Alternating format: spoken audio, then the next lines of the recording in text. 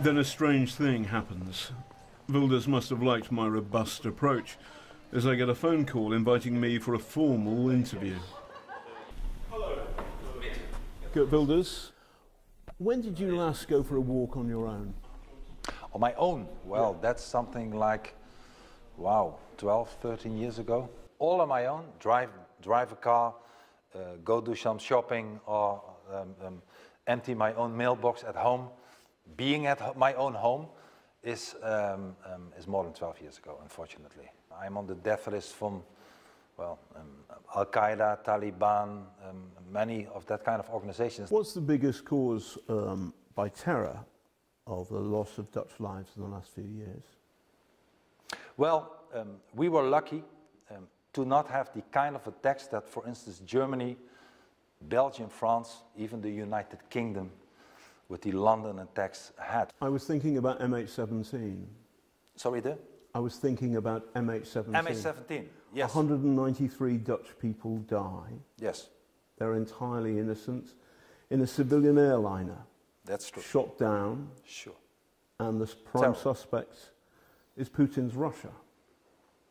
Well, we have to see about that. I'm sure it has to be cleared, and I would not bet that Russia had nothing to do with that, but still, let's wait for the prosecutor who is working on it now to handle. But you could be right.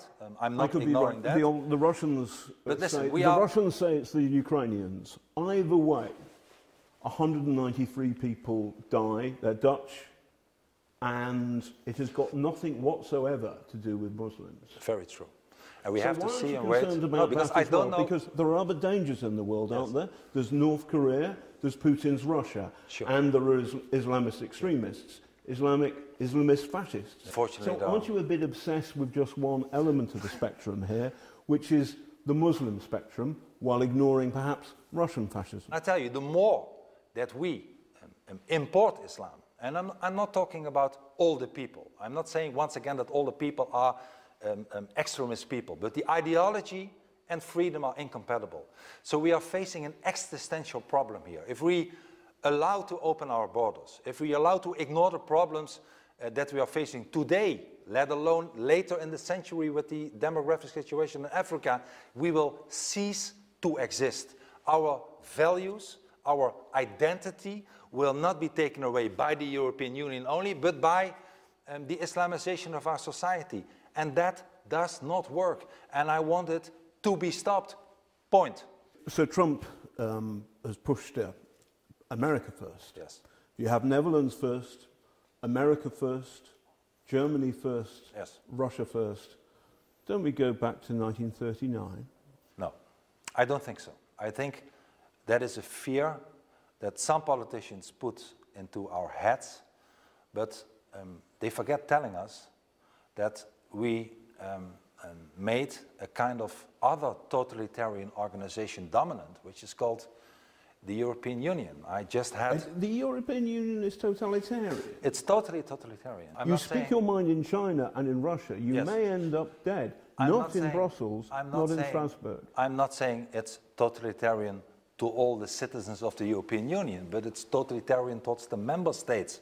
You believe in the politics of identity, don't you? Who doesn't? Well, I suppose the people who believe in liberal democracy, the idea that everybody is equal under the law. It's a different way of looking at the world. People are equal. Ideologies, values are not equal. Religions are not equal. And what I told you before, the cultural relativists, people who believe that all cultures are equal, are the proof of the biggest disease Europe faced in the last decades. Cultural relativists who say Islamic culture is the same as Christianity, allow them and don't demand from them to integrate and to assimilate. This is the worst thing that has happened to us. Many Dutch find his views not just repellent but dangerous. So will Geert Wilders take power on March 15th? Probably not, as the mainstream parties will do their best to block him. But there's no doubting this man is changing what was once the most liberal country in Europe into something quite different.